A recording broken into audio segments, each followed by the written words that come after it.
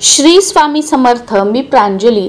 सांसारिक सुखासाठी आपल्या संसारामध्ये ज्या काही अडचणी येत आहेत, जे काही दुःख येत आहेत, त्यातून मार्ग निघावा व घरामध्ये सगळं व्यवस्थित राहावं। जसं की आपल्या मिस्टरांची नोकरी असेल तर त्यामध्ये त्यांची प्रगती व्हावी, आपले मुलं शिक्षण घेत असतील तर त्यांनी चांगलं शिक्षण घ्यावं, शिक्षणामध्ये त्यांचं मन लागावं, वाईट सवय लागू नयेत, वाईट व्यसन आपल्या घरामध्ये प्रवेश करू नये।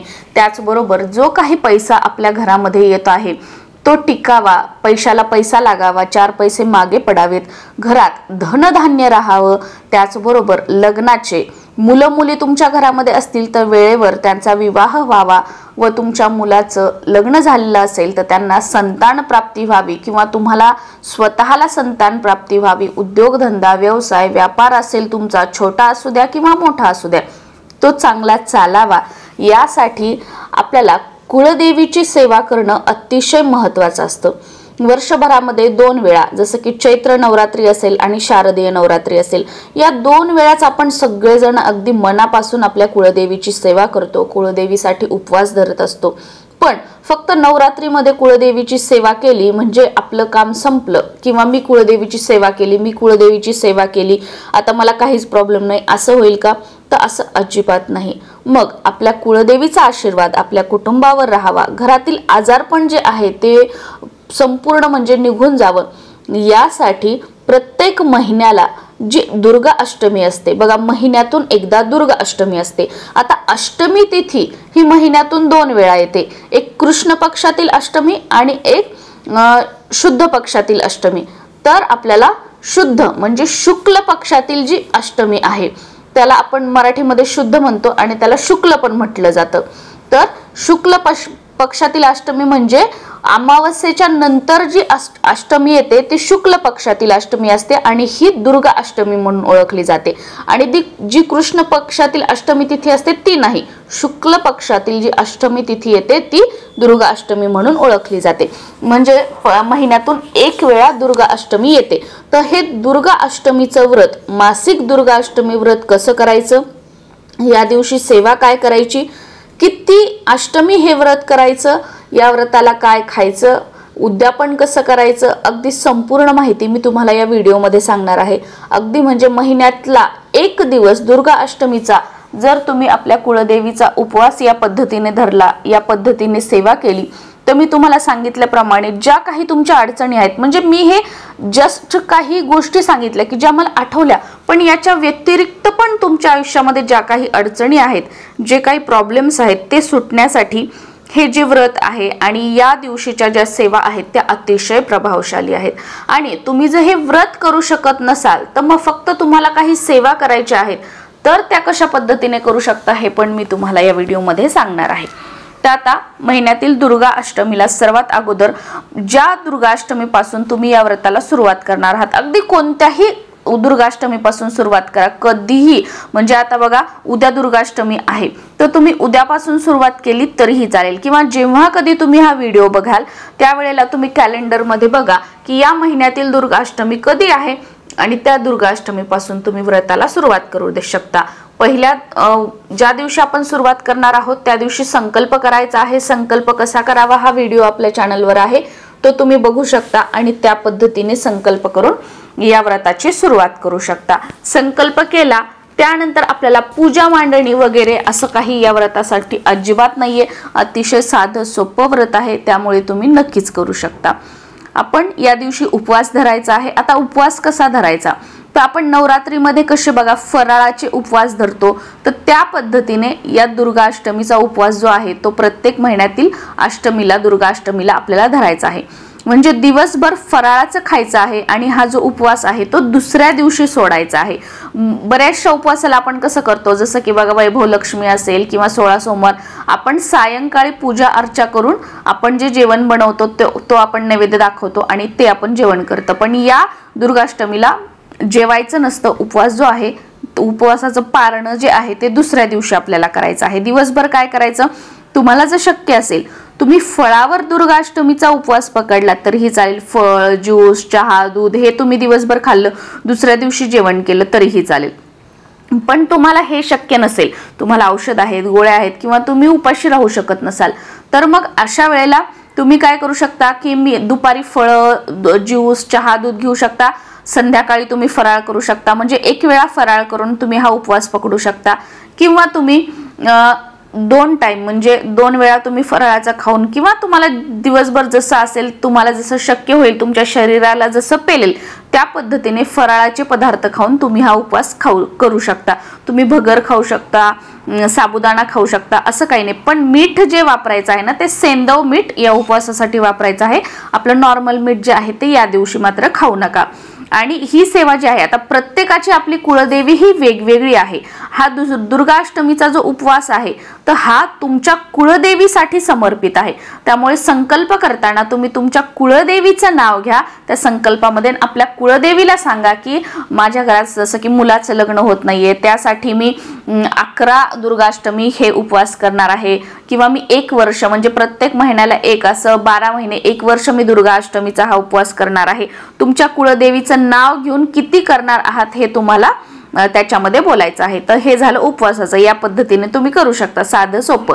आता पूजेचं कसं करायचं, यासाठी स्पेशल कोणती पूजा मांडणी वगैरे करायची गरज नाहीये. अगदी सकाळची तुम्ही देवपूजा करताना तुमच्या देवघरामध्ये कुलस्वामिनीचा तुमच्या टाक असेल, फोटो असेल किंवा मूर्ती असेल, मूर्ती किंवा टाक असेल तर त्यावर अभिषेक करा. फोटो असेल तर स्वच्छ पुसा. देवघरामध्ये जिथे त्यांचं स्थान आहे तिथे ठेवा. हळद कुंकू अर्पण करा, लाल फूल अर्पण करा, गजरा अर्पण करा. त्याचबरोबर तांबूल म्हणजे पानाचा विडा जर शक्य झालं तर तो सुद्धा आवर्जून अर्पण करायचा आहे. आणि या दिवशी तुम्हाला तुमच्या कुलस्वामिनीला काहीतरी गोडाचा नैवेद्य दाखवायचा आहे. काही करा पण कुलस्वामिनीला काहीतरी नैवेद्य दाखवायचा आहे. त्याचबरोबर देवपूजा झाल्यानंतर तुमच्या कुलस्वामिनीचा जो कोणता मंत्र असेल तो तुम्हाला 1 माळ म्हणजे 108 वेळा या पद्धतीने म्हणायचा आहे. तुमच्या कुलस्वामिनीचा मंत्र तुम्हाला माहित नसेल तर 9 मंत्राचं पठण तुम्ही करू शकता. म्हणजे ओम ऐं ह्रीं क्लीं चामुंडाय विच्चे हा मंत्र तुम्ही 108 वेळा म्हणू शकता. त्याचबरोबर या दिवशी सकाळ आणि संध्याकाळ दोन्ही वेळा जर तुम्हाला श्रीसूक्तमचे पाठ करणं शक्य झाले तर ते आवर्जून करा. सकाळी 11 वेळा श्रीसूक्तम म्हणा. सकाळी जर शक्य नसेल तर संध्याकाळची दिवे लागण्याची जी वेळ असते त्यावेळेला आपल्या कुलस्वामिनीसाठी जो आपण देवासमोर दिवा लावतो तो तर लावायचाच आहे, पण आपल्या कुळदेवी समोर आपल्याला एक तुपाचा दिवा प्रज्वलित करायचा आहे देवघरासमोर. आणि 11 वेळा श्रीसूक्तमचं पठण जे आहे ते आवर्जून करायचं आहे. त्याचबरोबर या दिवशी दुर्गाष्टमीच्या दिवशी दुर्गा सप्तशतीचा पाठ जो आहे तो आवर्जून करायचा आहे. दुर्गा सप्तशती ग्रंथ तुमच्याकडे केंद्रातील ग्रंथ असेल तरीही चालेल, किंवा बाहेर जो ग्रंथ भांडारमध्ये ग्रंथ मिळतो तो असेल तरीही चालेल. कारण ही कमेंट मला बऱ्याच वेळेस येते की ताई आमच्याकडे बाहेरचा ग्रंथ आहे, केंद्रातील नाही, मग आम्ही कसं करायचं. तो कोणताही चालेल. बघा, शेवटी सेवा करणं महत्वाचं आहे. आता दुर्गा सप्तशतीचं पठण करत असताना अगदी सुरुवातीपासून ते कीलक स्तोत्र, कालरात्री स्तोत्र वगैरे सुरुवातीपासून ते शेवटपर्यंत पठण करायचं आहे जेव्हा तुम्ही त्या दिवशी पाठ करणार आहात ते. आणि पाठ कसा करायचा आहे म्हणजे एक आसनी करायचं आहे. एकदा तुम्ही बसले तर अगदी संपूर्ण 13 अध्याय सुरुवातीचे सगळे स्तोत्र वाचायचं आणि त्यानंतरच आपलं आसन सोडायचं आहे. या दिवशी दिवसभरामध्ये तुमच्या वेळेनुसार तुम्ही कधीही दुर्गा सप्तशतीचा पाठ करू शकता आवर्जून. तसं तर प्रत्येक मंगळवार, शुक्रवार, पौर्णिमा आपण आपल्या घरामध्ये दुर्गा सप्तशतीचा पाठ करायला हवा. पण ते तुम्हाला शक्य नाही झालं तर हे दुर्गा अष्टमीचं व्रत करून या दिवशी आवर्जून आपल्या कुलस्वामिनीसाठी आपल्याला दुर्गा सप्तशतीचा पाठ जो आहे तो करायचा आहे. तुम्हाला हवा असेल तुम्ही एका दिवसात 2 पाठ जरी केले तरी चालतील, पण एक पाठ जो आहे तो अवश्य करायचा आहे. दुर्गा सप्तशतीमध्ये 13 अध्याय आहेत फक्त. अगदी म्हणजे खूप जास्तही तुम्हाला वेळ लागणार नाही. तुमच्या वाचनाच्या स्पीडवर जे आहे ते तुम्हाला दुर्गा सप्तशती ग्रंथ तुमच्या वेळेनुसार तुमचं वाचन होईल. तर या पद्धतीने हे महिन्याची जी दुर्गाष्टमी व्रत आहे ते करायचं आहे. तुम्हाला जर पिरियड्स आले, तुम्हाला जर सुतक आलं तर तेव्हा फक्त उपवास करायचा आहे. पूजा वगैरे किंवा हे दुर्गा सप्तशतीचे पाठ किंवा सेवा या करायच्या नाहीयेत. आणि एखादा समजा दुर्गाष्टमी तुमची पिरियड्स मध्ये गेली, सुतक मध्ये गेली तर ती सोडून द्या आणि त्याच्या पुढच्या दुर्गाष्टमीला जिथे स्टॉप झालं होतं, जसं की तुमच्या 5 दुर्गाष्टमीचं व्रत झालं आणि तुम्हाला सुतक आलं किंवा पिरियड्स आलं पुढच्या अष्टमीला, ते सोडून द्या आणि त्याच्या पुढच्या महिन्यात परत 6व्यापासून म्हणजे जिथे स्टॉप झालं होतं तिथून पुढे कंटिन्यू करायचं आहे. तर हे अतिशय साध्या सोप्या पद्धतीने असं मासिक दुर्गाष्टमीचं जे व्रत आहे आपल्या कुलस्वामिनीसाठी ज्यांना शक्य आहे त्यांनी आवर्जून करा। खूप छान आणि खूप चांगले अनुभव तुम्हाला या व्रताचे बघायला मिळतील। आता याचं उद्यापन जसं की तुमचे 11 तुम्ही संकल्प केला किंवा 1 वर्षाचा संकल्प केला तर त्याच्या जो 12वा तुमचा दुर्गाष्टमीचा उपवास असेल तर त्या दिवशी काय करायचं, तुम्ही 5 स्त्रिया 11 स्त्रिया बोलवा, त्यांची ओटी भरा, त्यांना खीर वगैरे खायला द्या किंवा त्यांना जेवण तुम्ही बनवा किंवा 12व्या दुर्गाष्टमीला तुम्ही उपवास वगैरे सगळं करा। तुमच्या कुलस्वामिनीच्या मूळ पीठावर जा, कुलस्वामिनीचा मान सन्मान करा आणि सांगा की मी असे हे व्रत केलेले आहे, तुमची कृपा तुमचा आशीर्वाद मला मिळाला आहे किंवा तुमचं एखादं काम कोणतं मोठं झालं असेल या वर्षात तर त्याबद्दल धन्यवाद म्हणून तुम्ही बोलू शकता। किंवा तुम्ही मूळ पीठावर जाऊ शकत नसाल तर घरीच आपल्या देवघरामध्ये आपल्या कुलस्वामिनीचा मान सन्मान करा, कुळाचार कुळधर्म या दिवशी करा, कुळदेवीसाठी पूर्णावरणाचा स्वयंपाक बनवा, कुळदेवीची घरीच ओटी भरा। त्याचबरोबर त्या दिवशी तुम्ही कुमकुमार्चन करू शकता, स्त्रिया वगैरे बोलू शकता, त्यांची ओटी भरू शकता। तर या पद्धतीने उद्यापन करायचं आहे। खूप काही तामझाम नाही, जसं तुम्हाला शक्य होईल त्या पद्धतीने तुम्ही करू शकता। अगदी 5-11 स्त्रिया जरी नाही मिळाल्या, 1 स्त्री जरी मिळाली तरीही चालेल, काही हरकत नाही।